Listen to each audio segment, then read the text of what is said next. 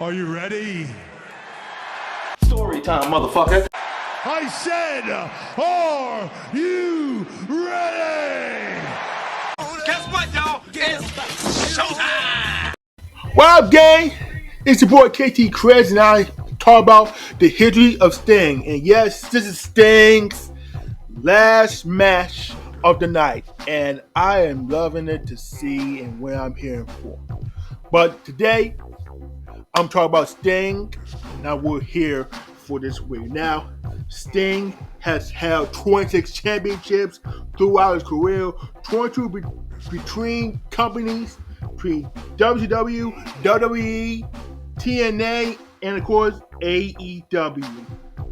And yeah, Sting is a WWE Hall of Famer, and he holds the torch. They have never been touched. But I'm gonna tell you about the story about Sting and his idealist this time. Sting, better known as Steve Bourne, he was born in Omaha, Nebraska, and raised in Southern California. And he played football, basketball in high school, and later he was a career bodybuilding. Once a co-owner of Gold's Gym Health Club. I've never been to Gold's Gym before. It was like a long time ago, right? Yeah, I think it was. Warner has no interest in professional wrestling and no temporary access to it within Holmes' community, but decided to pursue a career in the street and being taken to an incredible World Wrestling Federation, been known as WWF, formerly known as WWE. Even in Los Angeles, where it was Hulk Hogan, the Iron Sheik, British Bulldogs, Andre the Giant, and others. In this career, by known as the Continental Wrestling Association, been known as CWA. Born in, originally wrestling on the ring named Flash, teamed with Jim Justice Herrick, who was later the fame known as the late great Ultimate Warrior. Two members of Power Team USA, independent and all California Championship Wrestling. Power Team USA was a four-man unit, also featuring Garland, Gory, Donahue Martin, and Commando Miller, plus Rick Baseman. And they moved the CWA, a wrestling company based in Memphis, Tennessee, known as the Freedom Fighters. And the fans were slow to respond to London Hawks, so the team turned heel under the coach Buddy Wayne. And throughout the manager, Gus Mantell, the Freedom Fighters last CWA in a veteran run, and they both in the fight with the Wizard broke the leg of veteran Phil Hickerson. And you know who Hickerson is? He is the retired professional wrestler, and this man decided to retire. And of course, in 1986, the duo serviced the Universal Wrestling Federation, better known as the UWF, organization by Bill Watts in Alexander, Louisiana, where they're known as the Blade Runners. Born there and changed the ring, known as Flash, to whatever you know what you call it. Sting. Yes. Sting, while Hellway became known as Rock. They joined Suhasta and Missy Hyatt.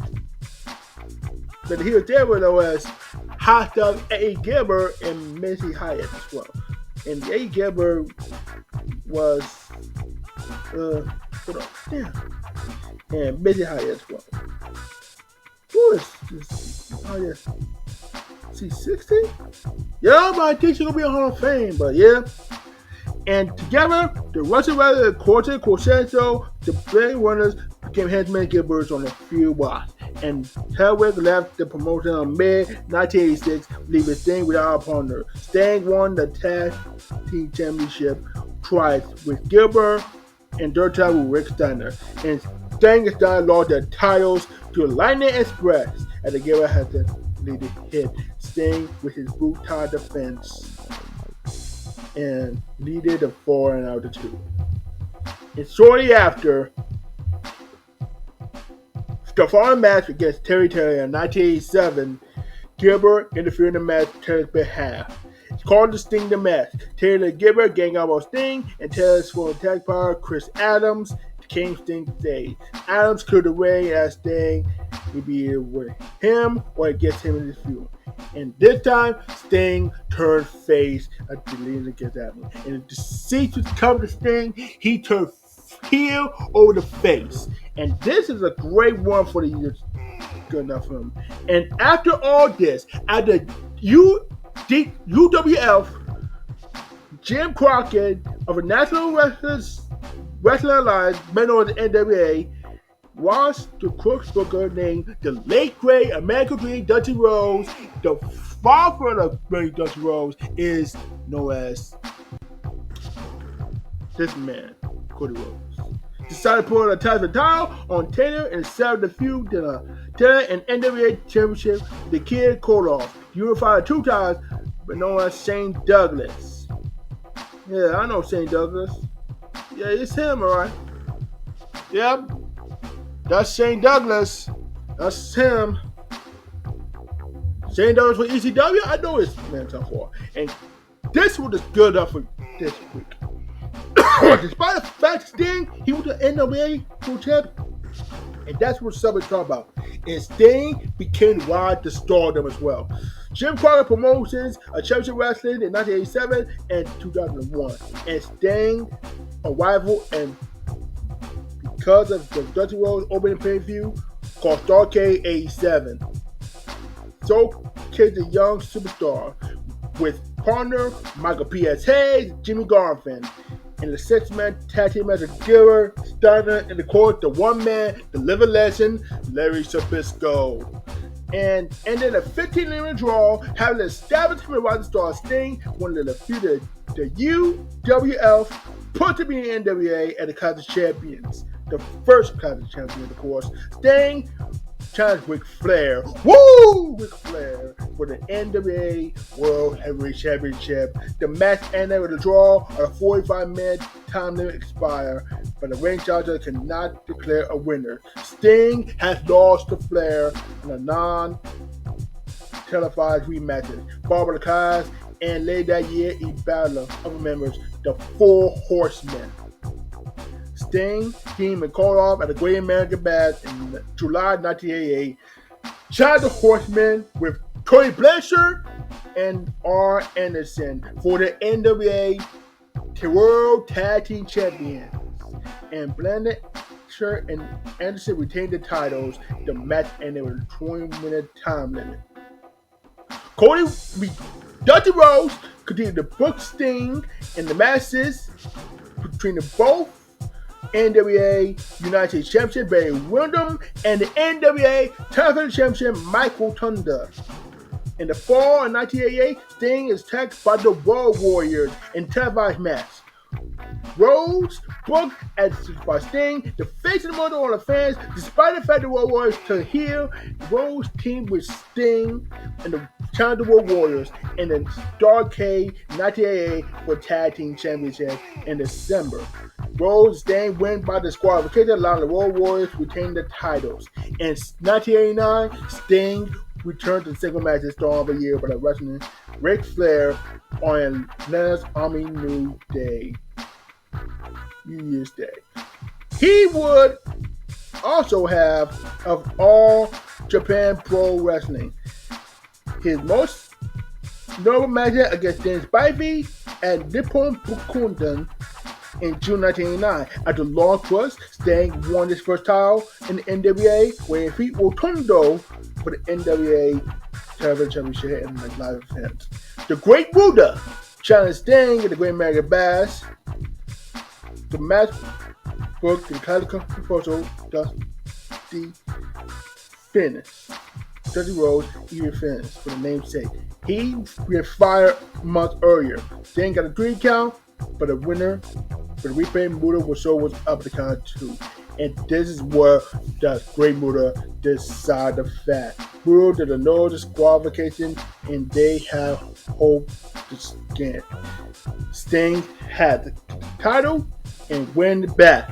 In the main event of Grand American Bash, Ric Flair defended the World Heavyweight Championship against Terry Funk, who was a member of Gary Hart's J-Tex Corporation. After Flair got the victory, he was attacked by Funk's teammate Buddha. Sting coming to his aid of All Out for Flair in a Thunderdome match. And of course, how we have it, 1989, they launched with Flair. We saw this thing in a new uniform. They now face 4 Horsemen. Along with the Andersons, Arn and Ole. What the pitch? Ole Anderson. He passed away, so what the pitch? Ole Anderson. So, yeah. Sting finished out of the 4-year Mile Robin and a 1989 Starrcade. In the final match, Sting defeated Flair and accumulated the necessary points to win the tournament. Victory made Sting the more contender for Flair's world title leading attention with the 4 Horsemen. And this is the feud of 4 Horsemen. Sting is no longer a member of the 4 Horsemen. He is dismissed. What happened before at the Clash of Champions? The tennis shootout, they were linked with the title and the long rivalry at the beginning. And they have the first time boarded with a legitimate knee injury and a steel cage and bookers to the WCW. The dude funded the promoter and the way to fund the opponent for Flair, the forthcoming Wrestle War. Lex Luger, Sting's friend, who chose to challenge the Ric Flair at Wrestle War. And during the match, Luger, Flair, and Sting came down in the Hall of Fame. And they are the first time here and being the odds the first. When Luger was close to winning, Sting was tagging Ole Anderson. And Luger opted to stay the interesting and ended up losing the match for Kyle White's sister. Behind the scenes, WCW division won the Flair dropped the title at Wrestle War, but Flair just refused in what happened all this week. But let's go back when on WCW, and I will see you there. This is where Sting's first World Championship in 1991 in WCW Starrcade. And this man Sting, who had a whole lot of hell, here this special. Sting teamed up with Luger with the face Don Brothers and Super Brawl, the first Super Brawl in 91. That's the got a string to it. And this was this was a good one. Sting faced Steve Austin to win a tournament for the vacated the United States Heavyweight Championship, and the Sting held title for 86 days, losing to Rick Rude, the late Rick Rude, of course. And my goodness, this is Sting's first match of the decade. On WCW, man, you gotta love WCW. I love the 91 Sting. This day, remember? Hell, my dad knows about Sting. He is a good enough here. Me, my cousins, and they also fun WCW. And he fought Big Back Vader and the Grand American Bash. Sting fought Cactus Jack Benoit Mick Foley and the Forecast Anywhere Beast Blast. And WCW newcomer Jake the Snake Robbers and the Coal Miners Club and the Harry Havoc. Man, this is got going on for this week.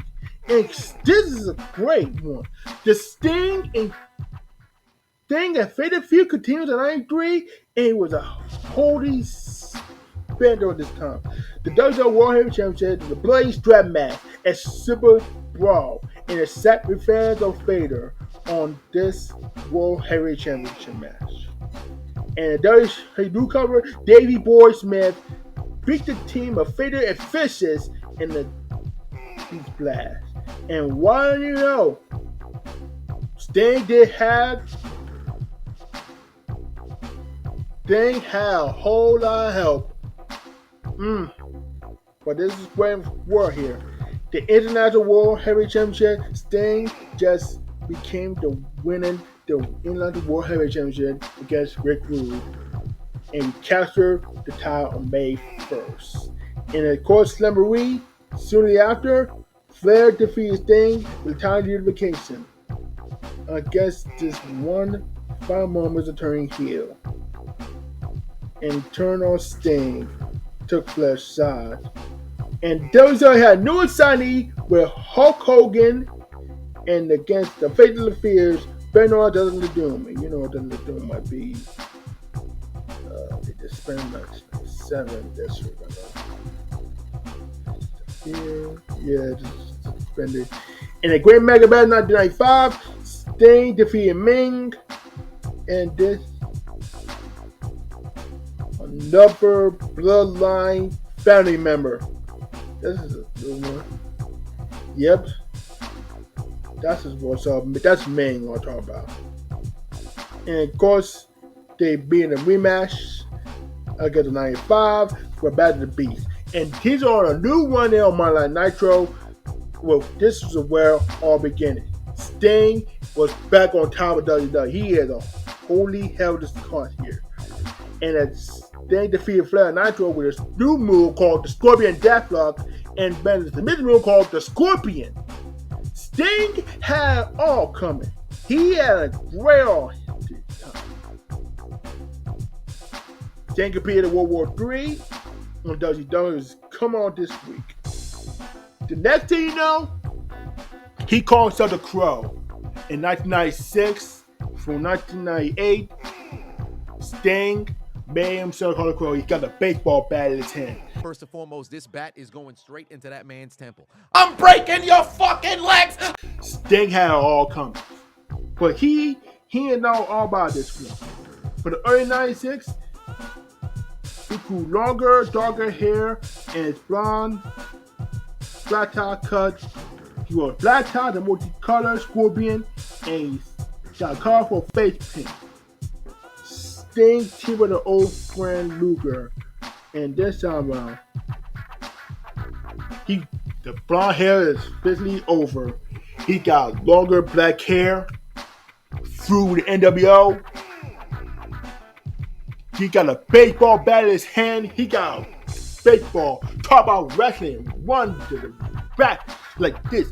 Boom. And boom. Sting just got a baseball bat and he fought like this.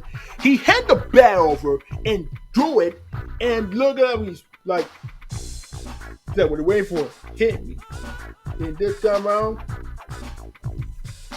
the wrestler hit the bat right on the face. And wow, Sting became a free agent.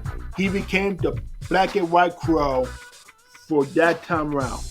And what happened at Starrcade 97? Well, let's just say Sting faced Hulk Hogan. Sting gets faced Hulk Hogan for the World Heavyweight Championship, called the NWO World Heavyweight Championship, and he pinned like 1, 2, and 3. That's all there is to it. He finished off this week. But even for Stinger, he did what he had to do. But now, Sting joins the Wolfpack in 1998. He did what he had to done for. The Wolfpack begins here on the side of nowhere in hell. But after the Wolfpack, the final 4 times of reigns, Sting had it all coming. When the WWE fell apart, Sting did not want to have it going on. But Sting, 9-man, short reign, the second short WWE World Heavyweight Championship, he lost to Rick Steiner, the Great Mega Bass. And of course, he loses Team Madness. That's all there is to it. But it could be wrong. Could be right this week. Sting's final turn heel and a 6th turn here. That's all that's good enough. In the last feuds of 2000 and 2001, the final way to the WWE with official brutal Bischoff to rebrewing all this. The title vacated. Sting gonna be a fan of all this time.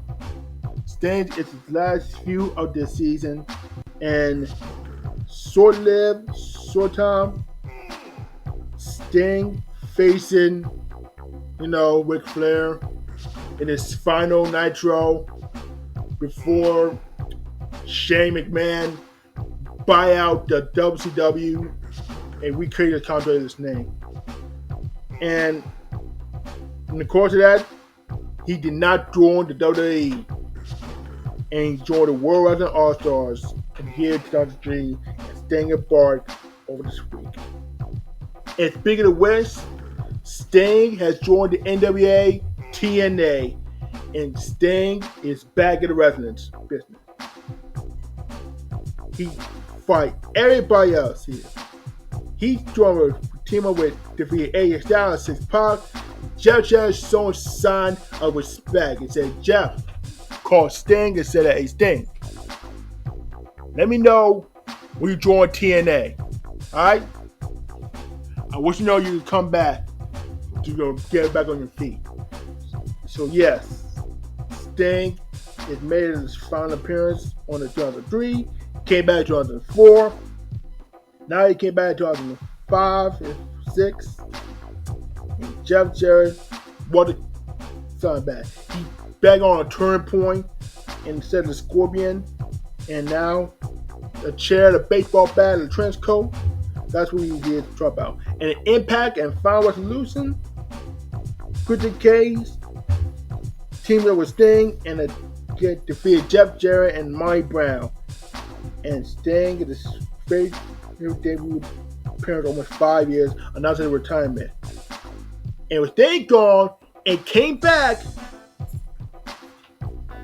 Sting is ready to come back and wrestle again at Lockdown. And what Sting do? He came back. So Sting won the NWA World Heavyweight Championship from, well, how do I say this? Bound for Glory. Yes, that's what we're talking about. He won the TNA NWA World Heavyweight Championship. And guess what, Sting, the Lockdown, he became on top again. So Sting could be having a once in a lifetime. And this is great for the Stinger. Stinger did great on TNA. Stinger did great on the spot. But let's be real.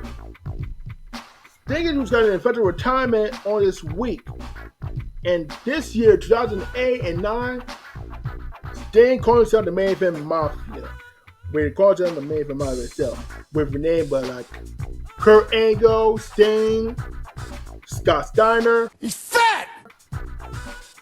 Kevin Nash, of course, Booker T. Pete is down. He's dogging him. He's got a big kick set up.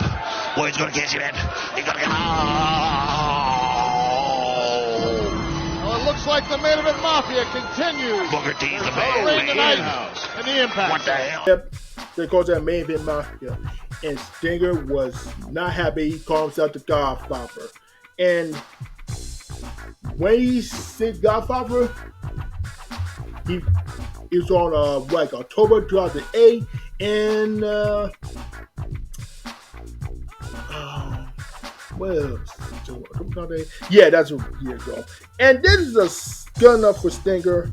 He had to if you were Immortal back in the day after the Main Event Mafia. And it was Salt. Sting had a back with face paint on 2010. Whenever he is, whatever that's done for. But Sting just came up all the way to the beginning. When he came to Joker Sting in 2011. That's because he is serious when he won a champion and he won a title. In the final feud, the departure, Sting left TNA and went back to WWE. And debut appearances, this man is good enough here. Sting is back and better than ever, and he feud with the story. Faces Triple H at WrestleMania 31. That's just good enough for everybody. And Sting announces the first retirement on his scene, and now he's with AEW. Sting with AEW on his first appearance of the year 2020, and he's never stepped foot in the wrestling ring. And team up with Darby Allin, his protege. That's where all the beginning. Sting got a multi-year contract before his last match. Team Darby Allin was a great idea, and this is a great spin-off. And because of that, the final matches, the Tag Team Championship, Sting decided to retire and won the AEW Tag Team Championship. Let's go. For Legacy, I think Sting super got done. But him, I say he's gone well great enough for him. This Legacy of Sting could be the last match on AEW Revolution. So on the real though, I say Sting could be his great wrestler. He is the one man that I know that I couldn't know about. So yeah, that's what's up for him. So let me make sure to hit the like button, comment, subscribe, and follow me on social media. And I gotta say, the Stinger and Darby, this be his last match for him. And I am so proud to become Stinger's greatest match I've ever seen. So now, to the bottom of my heart, I hold my nuggets. To Sting, happy trials for you. And I want to say thank you. To the bottom of my heart, I want to say thank you. So, thank you, Sting, for everything. Peace, y'all. One love. With everybody saying,